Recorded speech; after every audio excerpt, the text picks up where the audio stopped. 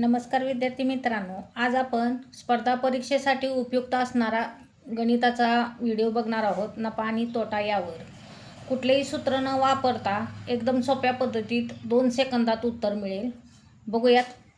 गणित आहे, एक वस्तू 30% नफ्याने 520 रुपयास विकली आहे, तर 50% नफ्याने विकली तर नफा किती होईल. इथं कुठल्याही प्रकारचं सूत्र वापरायचं नाही. टक्के म्हणजे 100, 30% बरोबर 130.